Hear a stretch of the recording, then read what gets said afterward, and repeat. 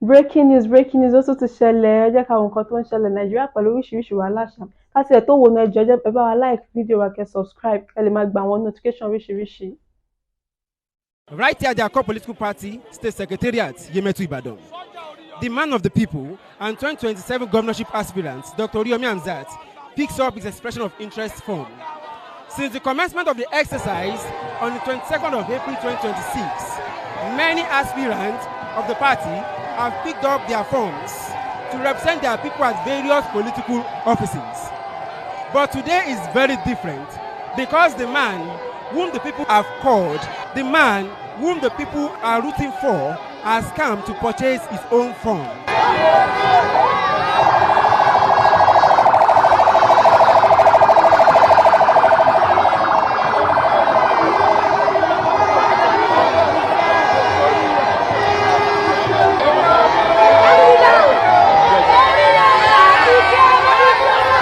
The magic of the man of the people and Oyo State 2027 governorship aspirant under the Accord political party, Dr. Oriyomi Hamzat, with the masses is beyond the comprehension of political class. Arriving at the Accord State Party Secretariat in the company of the National Secretary of the party, Dr. Abiola Jaja, and before the state executive members of the party, Dr. Oriyomi Hamzat was handed the expression of interest form for the 2027 governorship race.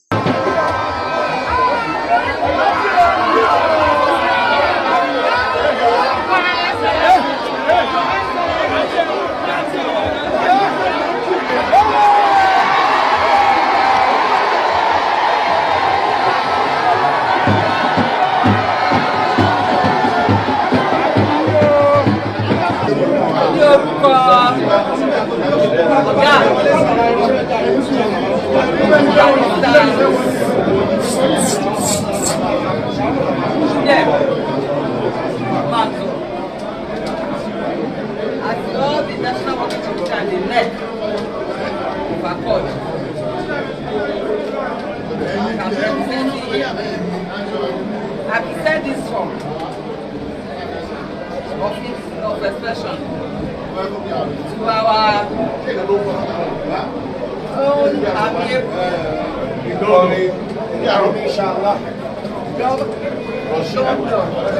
ẹni táwa yàn tó lọ fọwọ́ sí tí ó dẹ̀ ṣàṣeyọrí.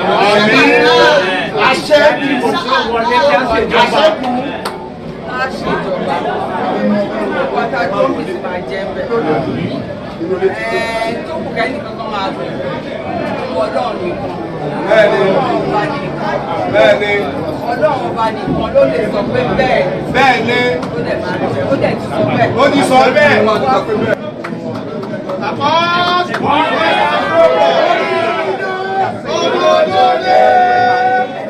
Ojú gbogbo wọn ni ó ṣe ojú gbogbo wọn ni ó ṣe òkìkí ó ti gómìnà 2027.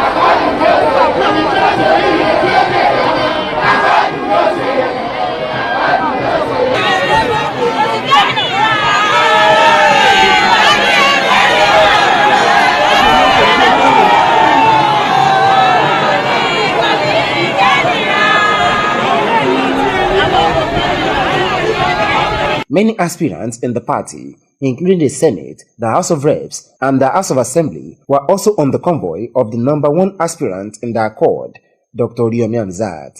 Dr. Hamzat at the event also handed over an operational vehicle for the state executive members of the party.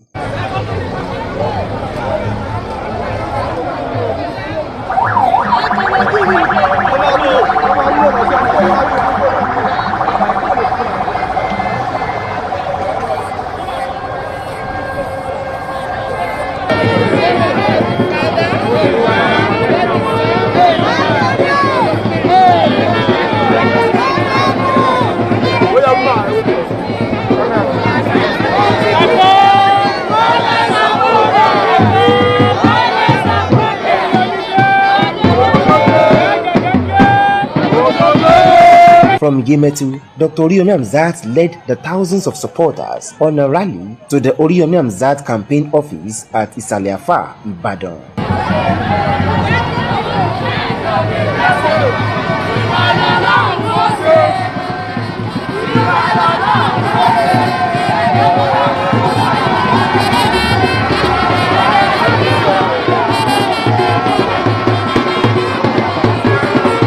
Across diverse age brackets, the yellow supporters moved the grounds of Ibadan for their beloved Oriyomi Hamzat. Traffic situation was close to a standstill as road users showed a high level of understanding and support for the man Oriyomi Hamzat, in whom they believe has what it takes to lead Oyo State in 2027.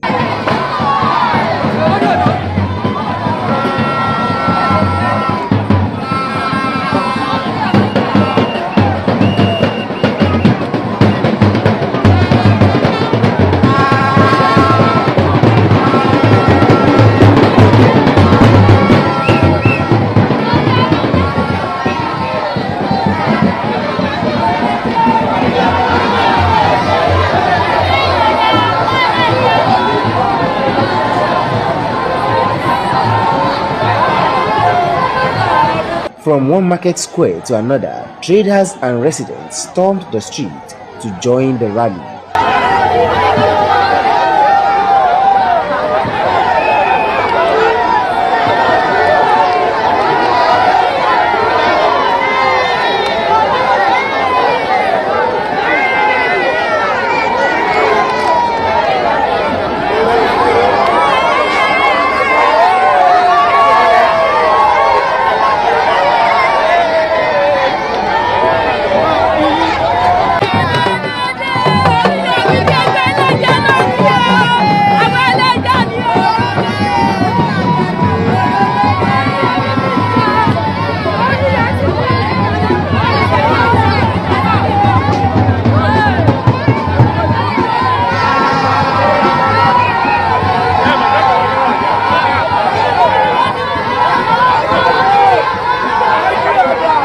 Truly, there is no better time to be a member of the Accord than now. Welcome to the Oriyomi Hamzat Oyonpe House at Isaliafa, Ibadan. A structure beautifully constructed to modern taste and standard, a building expected to be the official campaign office for Dr. Oriyomi Hamzat when the 2027 campaign starts.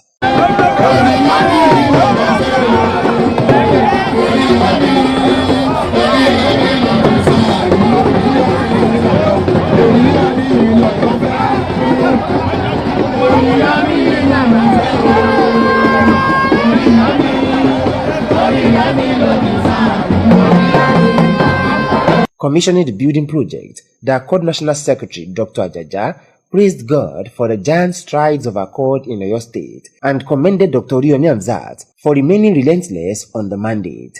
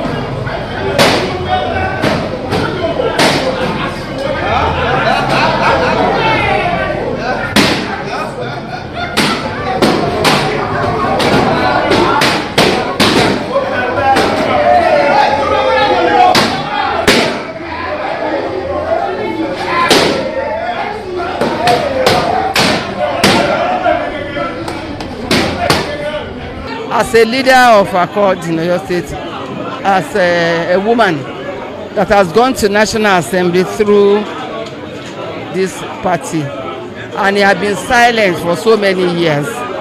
I feel so happy and so elated that things are happening the way it is happening now. And it is my prayer that what the Lord has started, He perfect it during the election, when He wins the election, and when we go to the government house in Oyo. That's what I'm expecting. But I'm very, very, very happy. We thank God for what has happened today. He has come to purchase his form today. It's an indication that definitely he will get his nomination form. That's number one. Number two, after getting nomination form, he will contest this election and is going to win by God's grace. So we are very happy. I'm so excited. The kind of crowd that followed him, somebody that just wants to obtain the expression of interest form. So what can we now say? What are we going to say when it comes to the issue of we are campaigning, we are doing that? So I know that Feran Oriyomi Hamzat, come 2027, we are going to write kind of history. Addressing newsmen at the house, Dr. Hamzat said the masses are deciding their own future. Wọ́n lọ́yọ̀ ń pè wá, tá a bá máa dáhùn ká dáhùn, tá a bá dáhùn ká fọ̀yọ́ lẹ̀. Ọ̀yọ́ dẹ̀ ti pè wá, dẹ̀ ti dọ́yọ̀ lóhùn. Nítòkàn náà ni pé ká ṣe nǹkan tí Ọ̀yọ́ ò fi mọ̀ pé àṣeré. Àwọn Ọ̀yọ́ náà dẹ̀ rẹ́dì. Ẹ lọ bá àwọn INEC Ọ̀yọ́ State ẹbí wọn léèrè. Pé so far so good lọ́jọ́ tán ti ń dìbò tán ti ń ṣe voters registration. Ṣé wọ́n rí àwọn èèyàn tó eléyìí tán rẹ́gísítà tó báyìí rí? Wọ́n á sọ fún yín pé àwọn ò rí tó bẹ́ẹ̀ rí. Ìdí ni pé ìtí aráàlú rí ni wọ́n ń jẹ, ní tí wọ́n fẹ́ jẹ gangan wọ́n ò rí. Fúnra wọn náà dẹ̀ béèrè tí wọ́n fẹ́ jẹ, a dẹ̀ dá wọn lóhùn. Wọ́n dẹ̀ mọ̀ pé ojúṣe àwọn náà ni pé káwọn fìbò sọ wípé Oríyọmí la fẹ́. So torí ẹni registration ẹ fi rí bẹ́ẹ̀ tó bá tún ti open sí ó tún máa lágbára ju tàkọ́kọ́ lọ. Àwọn èèyàn ti ṣe tán àti rẹ́dí o. Ṣé wàá ràwọn alágbára tẹ́ ẹni ṣé wọ́n gbébò fún wa? Ṣé wọ́n ní rí gẹ̀? Ṣé wọ́n ní ṣe kinní kan? Ọmọjà ti kú òníye tí wọ́n ń tà. It's not going to be business as usual. Àti àwọn àbá lórúkọ jẹ́ ni àṣẹlẹ̀ yìí. Tí wọ́n bá ti ń dáná rọ́, Ọlọ́run sì ń fọ́ òkò tó rọ́ wọn àṣírí wọn máa tú. Abẹ́ gẹ̀ẹ́tẹ̀ àwọn alágbára tẹ̀ ń sọ yẹn. Irin ni wọ́n lóòótọ́ irin tó gbóná ni. Ṣùgbọ́n ǹjẹ́ mọ̀ pé bí irin ṣe gbóná tó tán bá kiri bọná lágbẹ̀dẹ tó gbóná, irin tútù ni wọ́n fi yọ kúrò nínú iná. Irin tútù náà ni wọ́n fi rọ́ sí tí wọ́n fẹ́. Ẹ jẹ́ káwọn máa jẹ irin gbígbóná káwa jẹ irin tútù. Irin tútù wa ló máa mú wọn kúrò nínú iná. Ó ló tún máa rọ́ sí tó fẹ́. Ó máa ká sí tó fẹ́. Ó máa ká sí tó fẹ́. Mo announce mo yín, take it or leave it. Believe it or not, come May 29, 2027. Wọ́n bá ti change date. Ṣùgbọ́n ẹni tí ó gbàjọba lọ Ṣèyí Mákindé tí ó hand over fún báyìí, yóò ràn yẹn ni o, yóò gbé wá fúnra rẹ̀ ni o, àjọ ṣeré gbàgbá ni o, àjọ ǹdẹ́jú gbá ni o, àjọ gbélé ni o, tí bu aráàlú ọ sọ pé ẹni tó gbé fún ni Oriyomi Hamzat ni. The Awon Ara movement calls on the masses to join the Awon Ara social media platforms, register with the Independent National Electoral Commission (INEC), collect their voters' cards, and get set to stand with Dr. Oriyomi Hamzat and his allies when the time comes in 2027. Gbenga Deshui, reporting for Awon Ara Oriyomi Hamzat.